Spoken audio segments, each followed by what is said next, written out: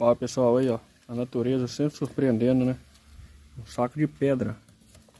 Tava limpando aqui, tirando o saco de pedra debaixo da bancada. E aqui muda de pitangueira. 3 mudas de pitanga aqui, ó. Mais um pequeno aqui, ó. 4 mudinhos de pitanga no meio da pedra. Não vai entender, né?